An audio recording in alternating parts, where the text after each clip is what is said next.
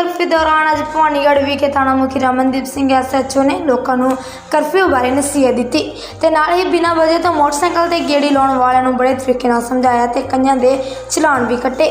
इस तो इलावा बिना नंबरों के मोटरसाइकिल वालों अपने व्हीकलों पर नंबर लगवाने लिए भी सुचेत किया। उन्होंने यह भी कहना सी कि अज ट्रक यूनियन की स्पैशल लगन कारण आवाजाही थोड़ी जी वध है। उन्होंने यह भी कहना है कि क्राइम भी घटिया होया ते नाल ही एक्सीडेंट तो भी लोगों का बचाव है ते नाल ही बहुत घट गिनती में लोग बाहर आते हैं। उन्होंने लोगों को जागरूक करने लिए यह भी कहा कि जिन्ना लोग अपने घरों में रहेंगे उन्ना ही ज़्यादा बीमारी में ठल पवेगी तो लोग सुरक्षित रह सकेंगे। उधर दूजे पासे नवे बस स्टैंड भवानीगढ़ विखे DSP गुरविंदर सिंह वालों भी नाका लगाया होया। उन्होंने द्वारा 10-12 चलान भी कट्टे ते नाल ही ड्रोन की भी वरतों की जा रही है तां जो आवारा घूम रहे लोगों ने उन्होंने भी एक्शन लिया जाए तां जो वो सुचेत रहन ते उन्हों का भी ये कहना सी कि पहले नालों भी क्राइम घट चुका है ते जो लोग आवारा गलियां सड़कों पर घूमते फिरते नजर आते हैं उन्होंने ड्रोन के जरिए देखा जा रहा, उन्होंने समझाया भी जाता है ते नाल ही इस बीमारी बारे लोगों को सुचेत भी किया जा रहा। इस मौके पर inspector Hakam Singh, ASI Manoj Kumar, ASI Jankaraj, ASI Charanjit Singh, हौलदार गुरप्रीत सिंह, ट्रैफिक इंचार्ज साहिब सिंह, दलजीत सिंह आदि हाजिर सन। सुपने स्टोरी 4 चैनल राजकुमार खुरमी प्रवीण भवानीगढ़ की खास रिपोर्ट। अपना नाम की? SHO भवानीगढ़ रमनदीप सिंह। हाँ जी सर, नाका लाया की कारण है जी? कारण असीं स्ट्रोंग नाकाबंदी की हुई है दोनों साइड शहर के तां जो असीं जिहड़ी ट्रैफिक इत्थों दी लंघ रही है कि हाईवे है स्टेट हाईवे नैशनल हाईवे तो वो चैक कर सकीए। तो सर मुड़ के क्राइम किस तरह चल रहा है जी? क्राइम वधिया या घटिया जी? क्राइम से काफ़ी गिरावट आई हैगी इन्हां दिनां च बिकॉज लोग अपने अपने घरां दे विच ने जरूरी काम वास्ते ही आउंदे ने बाहर। एक्सीडेंट च काफ़ी कमी है तो जोड़े होर जनरल क्राइम है कोई झगड़ा या कोई होर छोटे मोटे वो कम घट है बहुत। तो कुछ सर इतना टाइमिंग अपने 8 बजे दिया तो देखा जाए तो हुण भी लोग अंदर बाहर आ जा रहे हैं उन्होंने कि ये लोग एक तो इत्थे अज स्पैशल लगी हैगी जिहड़ी फूड ग्रेन्स की वो ट्रांसपोर्टेशन करके ट्रकों वाले ने जिहड़े वो पहला मोटरसाइकिल ते आउंदे नेगे ट्रक चकदे ने इत्थों ते एक फिर हैगा ये हाईवे होण करके इत्थों जिहने पटियाला जां चंडीगढ़ कम्यूट करना है तो वो इत्थे अपना वाहन खड़ाउंदा हैगा ते इत्थे अपना जांदे ने। सर आम पब्लिक भी देखने को मिल रही है कि इदां ही आ जा रहे नेगे।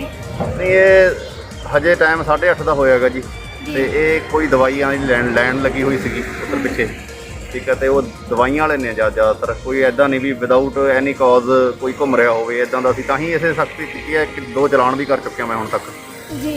ते बाकी दा सर देखने दे विच भी बहुत सारा आंदा है कि सोशल मीडिया दे विच भी आपां देखदे हां कि पुलिस मुलाजमां वालों बहुत ज़्यादा मिसबिहेवियर भी किया जाता है कि तुहाडे वालों कदे भी किसी पुलिस मुलाजम वालों इदां किया गया जां फिर तुसीं इदां ही समझा दिंदे हो किसी नूं? नहीं हर तरह का वो हुंदा जी, जदों समझाउण नाल तां समझा भी दिंदे आ, जदों कोई एक्शन लैण दी गल आउंदी है वो जिहा असीं मतलब मेन तो यह है भी कानून की पालना करन, लोग अपने घरां च रहन, अपने आप को सुरक्षित रखन तो ये बीमारी इदां दी है भी जिन्ना ज़्यादा एक्टिविटी बाहर लोग निकलणगे उन्ना ज़्यादा रिस्क बढ़ता है। थैंक यू धन्यवाद।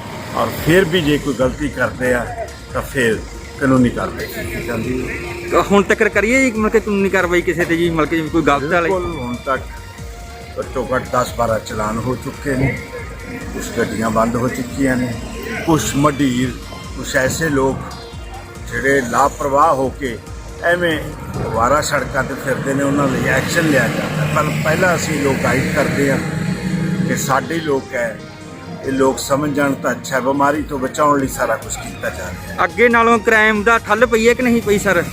जिवें क्राइम अगे वध रहा सीगा हुण मतलब कि थोड़ा मोटा फर्क पिया होगा जी? क्राइम ने की होना है, घरां चों कोई निकल नहीं रहा, अपने अपनी टेंशन है, क्राइम तो बिल्कुल ठल है, बिल्कुल कंट्रोल है और दुआ करते हैं गानों भी ठीक रहे।